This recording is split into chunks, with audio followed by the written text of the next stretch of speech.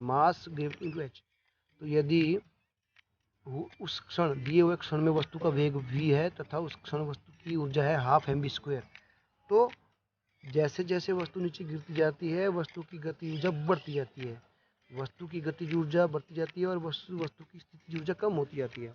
अब ऊंचाई से जब कोई वस्तु नीचे गिरती है ना, तो गतिज ऊर्जा बढ़ने में दो चीज़ इफेक्ट होती है, तो उसमें ग्रेविटेशनल फोर्स भी लगता है, जी भी लगता है। तो क्योंकि ग्रेविटी उसको अपनी तरफ खींचती है, जिस कारण उसमें क्या होती है, गतिज ऊर्जा जाती है।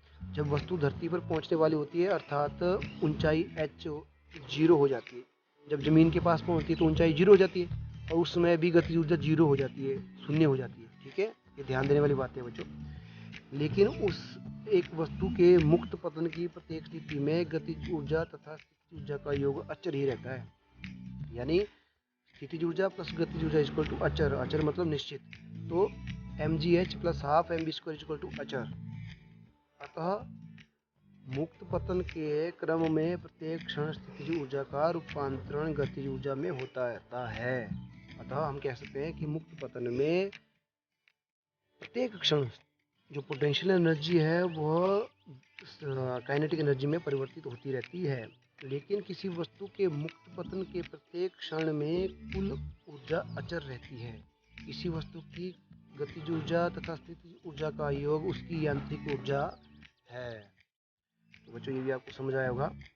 चलिए अब देखते हैं कार्य करने की दर अर्थात पावर या शक्ति क्या होती है। तो पावर या शक्ति, तो कार्य करने की दर या ऊर्जा रूपांतरण की दर को हम क्या कहते हैं, पावर या शक्ति। याद रखना अपने पावर क्या है, पावर इज द पावर क्या है, हमारी कार्य करने की दर है या ऊर्जा रूपांतरण की दर है। ठीक है, तो हम इसको बोलते हैं शक्ति। यदि कोई एजेंट या कोई टी टाइम में डब्ल्यू कार्य करता है तो उसकी शक्ति है पी। तो शक्ति क्या होगी, कार्य बटा समय, यानी पी लिखा जाता है शक्ति को, पावर को। तो पी क्या होगी, डब्ल्यू बटा टाइम यानी वर्क ओवर टी। तो शक्ति जो है पावर की इकाई है। अब पावर की इकाई क्या है, देखिए शक्ति जो है या पावर की इकाई है वाट। क्या है, वाट। शक्ति की इकाई है वाट, WATT वाट। और इसको अंग्रेजी के कैपिटल डब्ल्यू से लिखा जाता है। जेम्स वॉट नामक जो हमारे साइंटिस्ट थे जिन्होंने कोयला इंजन का आविष्कार किया था, उनके सम्मान में ही हम शक्ति की इकाई का नाम रखा गया है वाट, डब्ल्यू। तो एक वाट उस अभिकर्ता की शक्ति है जो एक सेकंड में एक जूल कार्य करता है। एक वाट क्या है, एक वाट जो है उतनी शक्ति है जो एक जूल कार्य करता है अभियंता या एजेंट। या दूसरे शब्दों में हम कह सकते हैं, in other word we can say that यदि कोई व्यक्ति या वस्तु या मशीन एक जूल प्रति सेकंड की दर से कार्य कर रहा है तो उस शक्ति को एक वाट कहते हैं। तो in other word we can say that when a person is doing a work at the rate of 1 joule per second then we can say that its power is 1 watt। ठीक है, कोई व्यक्ति जो है 1 जूल पर second के हिसाब से कार्य करता है तो उसकी शक्ति होगी 1 वाट, हम ये कह सकते हैं। ठीक है, या हम यह भी कह सकते हैं कि यदि ऊर्जा के उपयोग की दर 1 जूल पर सेकंड हो तो शक्ति जो है वाट भी क्या होगी, 1 वाट या पर सेकंड होगी, 1 पर सेकंड में 1 वाट होगी। तो ये था हमारा शक्ति का इकाई। अब शक्ति की बड़ी इकाई क्या है, तो शक्ति की बड़ी इकाई है किलोवाट। किलोवाट आपको पता ही है, पहले भी बता चुका है कि 1000 किलो हो जाता है वाट। तो दो अक्षरों को लिखा जाता है के डब्ल्यू में, के छोटा होता है डब्ल्यू बड़ा होता है। जब के छोटा डब्ल्यू बड़ा लिखा जाता है उसको बोलते हैं किलोवाट। अधिकतर बच्चे यहाँ पे गलती करते हैं, वो के डब्ल्यू बड़ा लिख देते हैं, नहीं। तो आपको जब शक्ति का बड़ी इकाई लिखी जानी है तो आपने के डब्ल्यू लिखना है, के छोटा और डब्ल्यू बड़ा, तो इसको बोलते हैं आप किलो वाट। अब 1 kilo watt equal to 1000 watt, यानी कन्वर्शन भी आता है कि 1 किलो वाट को इतने 1 किलो वाट को वाट में बदलिए। तो 1 किलो वाट मतलब 1000 वाट और 1 के डब्ल्यू इक्वल टू 1000 डब्ल्यू। तो 1 kilo W equal to 1000 joule per second, ये 1000 जूल। ठीक है, इसका मतलब क्या हुआ, 1 किलो वाट क्या हुआ, 1000 जूल। औसत शक्ति का एवरेज पावर, अब हम देखते हैं इसका एवरेज पावर क्या है। जो औसत शक्ति होती है उसका वो क्या होती है और एवरेज पावर क्या होती है। चलिए, किसी एजेंट की शक्ति उस समय के साथ बदलती है, अर्थात एक एजेंट विभिन्न समय अंतराल में विभिन्न दर की कार्य कर सकता है। ठीक है, ये आपको पता है। अब इस स्थिति में औसत शक्ति की अवधारणा तथा गणना आवश्यक हो जाती है। ठीक है बच्चों, अब औसत शक्ति की गणना कुल उपयोग की गई ऊर्जा को का कुल लिए गए समय में विभाजित की जाती है। ठीक है, तो औसत शक्ति की गणना हम कैसे करते हैं कि उपयोग की गई कुल ऊर्जा और लिए गए कुल समय में, यानी कुल ऊर्जा बटा कुल समय। तो अर्थात औसत शक्ति क्या हुई, कुल उपयोग की गई ऊर्जा बटा लिया गया कुल समय। ठीक है, ये आपको होगी आपकी औसत शक्ति। चलिए बच्चों, ये भी आपको समझ आएगा, ये मुझे पूरी उम्मीद है। चलिए आगे देखते हैं ऊर्जा का व्यावसायिक मात्रक। What is the industrial unit of energy या कमर्शियल यूनिट ऑफ एनर्जी।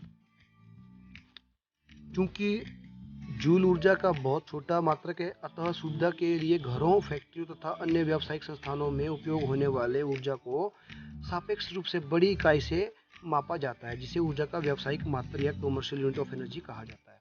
क्योंकि वाट जो है ना, वो ऊर्जा का बिल्कुल छोटा मात्रक है। अब घरों में ज़्यादा एनर्जी होगी, जैसे हमारे घरों में मान लीजिए 400 यूनिट जलती है, तो हम क्या बोलते हैं, 400 यूनिट को हम वाट में नहीं बोलते। फिर हमें अगर वो वाट में बोलना पड़े तो बहुत डिजिट जाएंगे और बहुत बड़ी संख्या लिखनी पड़ेगी।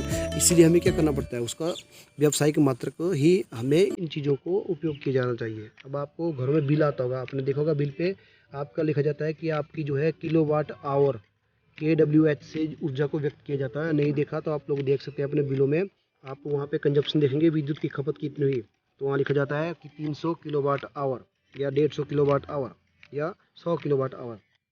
तो ऊर्जा का बड़ा मात्रक है किलोवाट घंटा। क्या है, किलोवाट घंटा या KWH। इसमें K स्मॉल होगा, W बड़ा और H भी स्मॉल, KWH। तो एक KW होता है 1000 जूल पर सेकेंड। ठीक है, 1000 जूल पर सेकेंड। यदि मशीन एक सेकंड में 1000 जूल पर सेकंड का उपयोग करती है तथा मशीन का एक कार्य करती है, तो यह मशीन 1 किलोवाट आवर में 1 किलोवाट आवर ऊर्जा व्यय करेगी। ठीक है बच्चों, अब ये उदाहरण दिया जा रहा है कि कैसे आप इसको निकाल सकते हो। तो हमें ये पता लग गया है कि व्यावसायिक यूनिट क्या है इसका, 1 किलोवाट आवर यानी किलोवाट पर घंटा। तो जो मैंने अभी उदाहरण दिया उसका देख लेते हैं।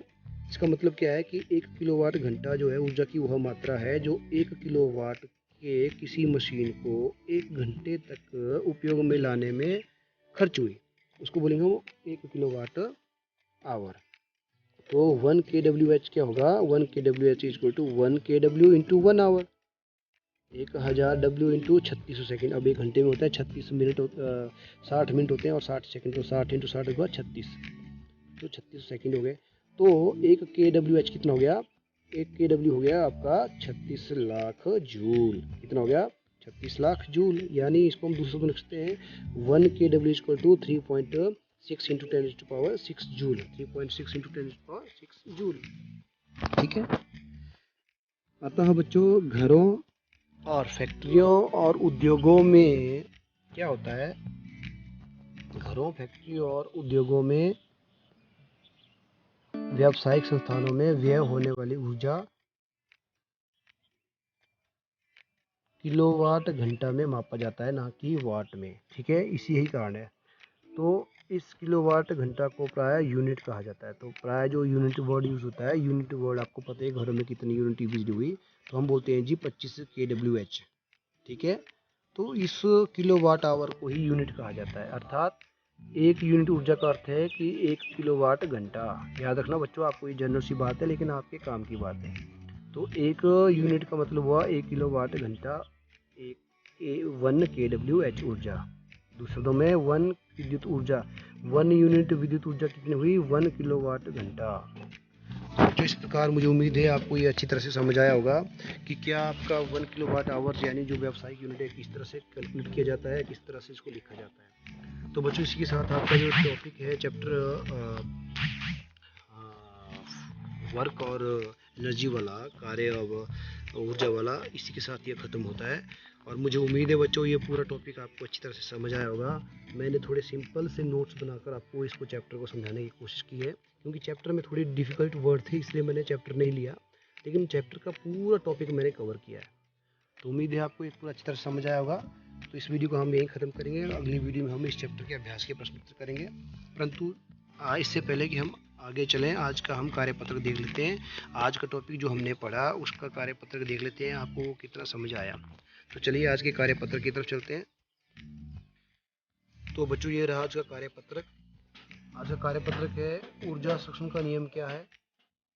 ठीक है, ये आपको पिछले में समझा दिया था। तो ऊर्जा संरक्षण का नियम बताना आपने, और शक्ति को परिभाषित कीजिए तथा इसके किसी का इसे लिखा जाता है। दूसरा क्वेश्चन है शक्ति को परिभाषित कीजिए, define power and write down it's units. पहला क्वेश्चन है write down the law of energy conservation. दूसरा है write down define energy and write down it's units. तो ये दो क्वेश्चन है आपके आज के टॉपिक से रिलेटेड जो आप कर सकते हैं, अपनी समझ को कर सकते हैं। तो बच्चों, मुझे पूरी उम्मीद है ये आपको अच्छी तरह से समझ आए हैं और अच्छी तरह से आप कर पाएंगे। चलिए इस वीडियो को यहीं ख़त्म करते हैं, मिलते हैं अगले वीडियो में इस चैप्टर के अभ्यास के प्रश्नोत्तरों के साथ। तब तक के लिए अपना ध्यान रखिए और पढ़ते रहिए।